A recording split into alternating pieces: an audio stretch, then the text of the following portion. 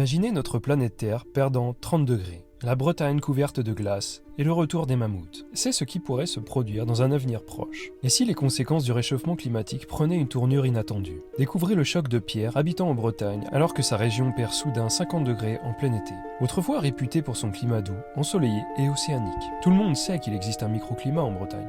Les médisants diront qu'il pleut des fois. Bref, autrefois la plus belle région, la Bretagne est désormais confrontée à une glaciation sans précédent.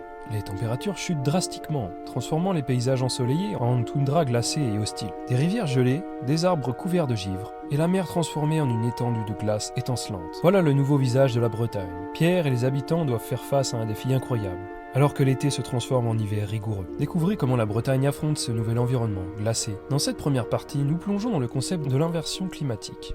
Une hypothèse scientifique fascinante du réchauffement climatique. Les chercheurs ont spéculé sur les conséquences imprévisibles des émissions massives de gaz à effet de serre, qui pourraient perturber les courants océaniques cruciaux tels que le Gulf Stream. Le Gulf Stream, ce puissant courant océanique qui transporte la chaleur des tropiques vers les côtes de l'Europe, est gravement affecté. La circulation thermohaline, un mécanisme essentiel pour équilibrer les températures, montre des signes de ralentissement dramatique. En conséquence, l'air chaud qui autrefois caressait les côtes bretonnes se fait rare, remplacé par des vents glacials venus du nord.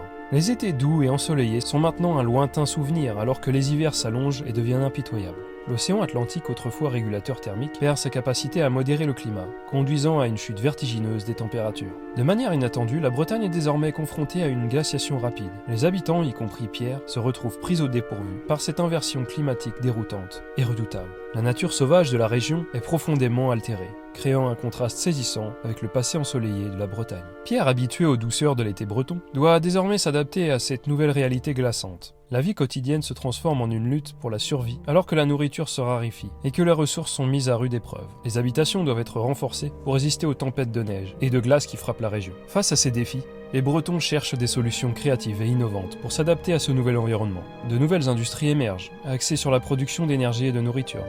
Avant que tout bascule, Pierre profite du soleil, des plages et de la mer. Cet été est spécialement doux et chaud. Pierre, qui pensait partir en vacances dans le sud, se dit cette fois-ci de profiter de l'été sur les plages bretonnes. Mais soudain, tout bascule, du jour au lendemain. Un matin, Pierre est choqué de se réveiller dans un véritable cauchemar. Les températures ont chuté brusquement et un froid glacial englobe la Bretagne. Le souffle glacé de l'hiver rend la respiration difficile et la vie quotidienne devient un défi.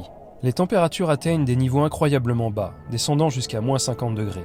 Une réalité impensable dans une région autrefois tempérée. Les rivières gèlent, la mer est recouverte de glace, et la nature semble figée dans le temps. Les plages autrefois animées sont maintenant désertes et recouvertes de neige. Pierre est déconcerté par ce changement soudain et extrême. Les jours d'été insouciants se sont transformés en une bataille quotidienne pour la survie dans un environnement hostile et glacé. La nourriture se fait rare et les moyens de subsistance traditionnels ne suffisent plus. Pierre se voit contraint de trouver de nouvelles façons de survivre dans un climat inhospitalier. Le choc initial de Pierre face au changement climatique laisse place à un chaos inattendu en Bretagne. Les températures extrêmes ont un impact dévastateur sur les récoltes, laissant la région démunie de nourriture. La faim se répand et les émeutes éclatent dans les villes.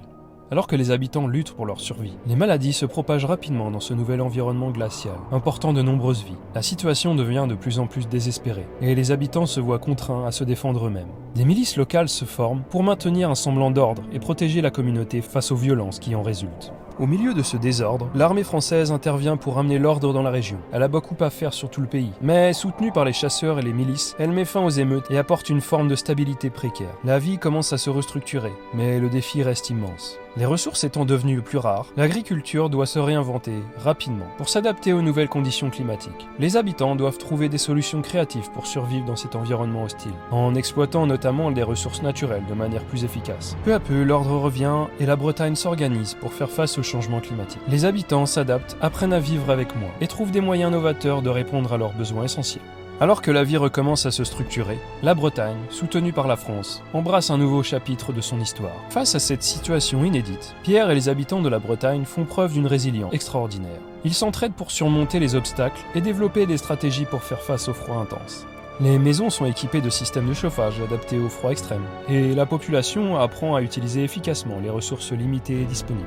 Alors que Pierre se lance dans cette nouvelle réalité, il est confronté à des choix difficiles. Certains membres de sa communauté décident de partir vers des régions plus clémentes, tandis que d'autres préfèrent rester et reconstruire leur vie dans cette nouvelle ère glaciaire. En parallèle, la glaciation de la Manche crée de nouveaux enjeux géopolitiques. Avec la mer gelée, les relations entre les pays frontaliers sont mises à l'épreuve. Des tensions émergent autour de la gestion des ressources, des territoires et des voies maritimes désormais gelées. Pierre, comme de nombreux autres habitants de la Bretagne, doit s'adapter rapidement à cette réalité glaciale et aux changements qui en découlent. Il doit envisager une reconversion professionnelle pour survivre dans cette nouvelle économie glaciale. Et de nouveaux métiers apparaissent, tels que les plongeurs archéologues qui explorent les cités englouties par la baisse du niveau de la mer, ou bien maîtres chiens de traîneau. Face à ces défis, les Bretons cherchent des solutions créatives et innovantes pour s'adapter à ce nouvel environnement. De nouvelles industries émergent, axés sur la production d'énergie et de nourriture dans des conditions climatiques extrêmes. L'élevage de rennes et la culture de légumes résistants au froid deviennent des activités vitales pour assurer leur subsistance. Au-delà des difficultés quotidiennes, la glaciation de la Manche a également des conséquences géopolitiques. Les pays autrefois séparés par la mer se retrouvent maintenant voisins, ouvrant la voie à des tensions et des négociations territoriales. Dans cette nouvelle ère glaciaire, la mer se retire, révélant des ruines et des villes englouties par le passé. Des métiers de plongeurs archéologues se développent, explorant des cités perdues englouties dans les eaux, apportant des connaissances sur l'histoire ancienne de la Bretagne. La vie quotidienne des Bretons est bouleversée, mais leur résilience et leur ingéniosité les aident à relever ce défi sans précédent. Dans cette troisième partie, nous découvrons comment la Bretagne, face à ce nouvel environnement glacial, s'adapte avec ingéniosité et détermination. Pierre et ses voisins, conscients des défis sans précédent auxquels ils sont confrontés, font preuve de résilience et de créativité pour surmonter les obstacles. Les eaux glaciales reculent, de mystérieuses ruines et des vestiges de villes émergent des profondeurs marines le long des côtes bretonnes. Ces découvertes archéologiques intriguent et fascinent à la fois les habitants de la région et les chercheurs du monde entier. Les ruines englouties racontent l'histoire d'une époque ancienne, révélant les traces d'une civilisation oubliée depuis des millénaires. L'agriculture, pilier économique de la région, subit de plein fouet les effets du refroidissement climatique. Les cultures habituelles ne peuvent plus prospérer dans ces conditions extrêmes, poussant les agriculteurs à explorer de nouvelles techniques de culture en serre ou à s'orienter vers des cultures plus résistantes au froid. Les agriculteurs commencent à se tourner vers l'élevage de phoques. Ils ont entendu dire que la Russie avait réussi à cloner les premiers mammouths. Les premières ventes de mammouths pour la Bretagne avaient été signées. Une aubaine pour le nouveau monde qui venait. La pêche, autre secteur vital pour l'économie bretonne, est également bouleversée. Avec la glaciation de la Manche, les ressources marines se déplacent vers de nouvelles zones, obligeant les pêcheurs à s'adapter et à explorer des eaux jusqu'alors inexplorées. De nouvelles techniques de pêche et de navigation sont développées, et une coopération étroite entre les pêcheurs permet de maximiser les prises dans ces conditions difficiles. Face à ces changements, de nouveaux métiers émergent pour répondre aux besoins de la population. Des spécialistes du froid et de l'adaptation climatique deviennent des acteurs essentiels dans la communauté. Des artisans talentueux façonnent des vêtements et équipements spécifiques pour affronter les conditions glaciales. La solidarité devient le maître mot de la région. Les habitants s'unissent pour partager leurs ressources, leurs connaissances et leurs compétences, formant une communauté solide et résiliente. Obligée de s'adapter, la population de la Bretagne a dû s'unir et devenir encore plus solidaire. Cela n'a pas été le cas partout en France, entraînant de multiples conflits de ressources. Mais la Bretagne est en bonne voie, se préparant à voir de plus grands conflits arriver. La France doit également faire face à un nouveau défi géopolitique. La nouvelle proximité avec l'Angleterre, autrefois séparée par la Manche, désormais glacée et traversable à pied, cette nouvelle frontière suscite des tensions entre les deux nations, mais ouvre également des opportunités pour de nouvelles collaborations et échanges culturels. Les températures extrêmes de l'Angleterre, qui n'est pas épargnée par le froid, commencent à poser problème. Des migrations de populations fuyant le froid et la glace vers le sud commencent à arriver, submergeant peu à peu la Bretagne, la Normandie et le pays entier. Cette affluence de migrants crée des tensions sociales et économiques dans la région. Les ressources déjà limitées doivent être partagées et certains craignent que l'arrivée massive de nouveaux habitants ne mette en péril l'équilibre fragile des communautés bretonnes. Les relations avec l'Angleterre sont complexes, oscillant entre rivalité et coopération. Les deux nations se disputent l'accès aux ressources naturelles de la région gelée, notamment les zones de pêche maintenant accessibles à pied. Des négociations diplomatiques sont entamées pour établir des accords de partage équitables, dans l'espoir de préserver la paix et d'encourager une collaboration mutuellement bénéfique.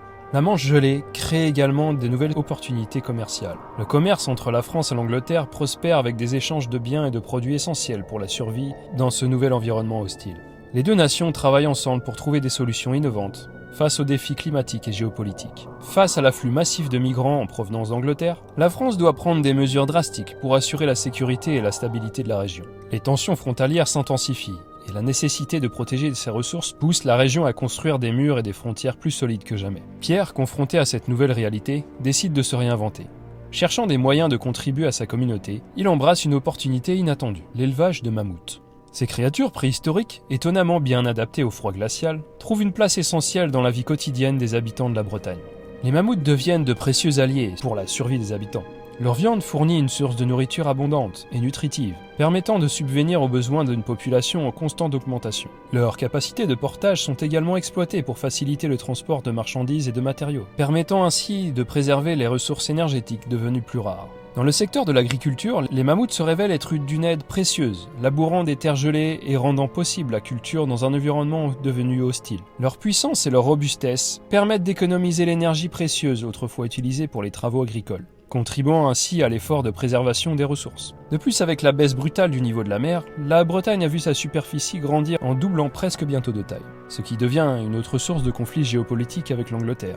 Les habitants de la Bretagne développent une relation symbiotique avec les géants préhistoriques, reconnaissant leur rôle vital dans l'adaptation de cette nouvelle ère glaciaire. La glaciation de la Manche a engendré une situation de conflit sans précédent entre la France et l'Angleterre.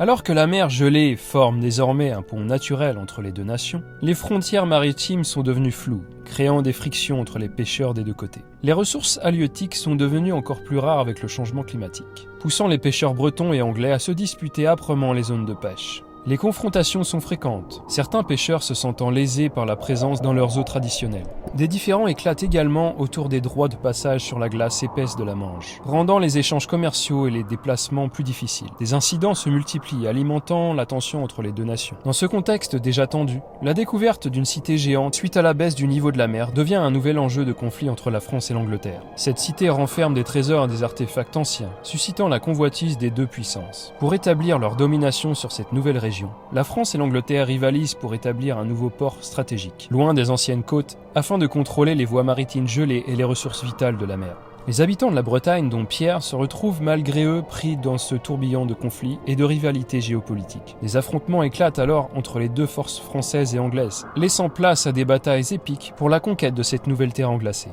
Ne pouvant entrer en guerre directement face à la France, l'Angleterre mise en place des milices privées, combattant le long des côtes, sur les mers et sur les glaces, rendant la vie des habitants et des pêcheurs impossible. Ainsi ce fut le grand retour des corsaires et pirates sur terre, comme sur mer, qui géraient une zone tampon floue entre les deux nations. Dans cette réalité alternative, la Bretagne doit faire face à des défis d'une ampleur insoupçonnée, où les conflits entre pêcheurs et nations s'intensifient, donnant lieu à des scènes de bataille acharnées. L'équilibre fragile entre coopération et rivalité est mis à l'épreuve, dévoilant une facette guerrière jusqu'alors inconnue dans cette région autrefois paisible. Ainsi se termine notre histoire sur la brusque transformation du climat en Bretagne. Cette vision alternative des conséquences du réchauffement climatique nous rappelle que les changements climatiques peuvent prendre des tournures inattendues et avoir des répercussions profondes sur nos vies et notre environnement, et que le climat a changé des centaines de fois sur notre belle terre, obligeant la vie à s'adapter en toutes circonstances. N'hésitez pas à partager vos réflexions et commentaires sur le sujet du changement climatique en général. Vos idées et vos perspectives sont précieuses pour enrichir le débat et trouver d'autres idées. Merci d'avoir suivi cette histoire et à bientôt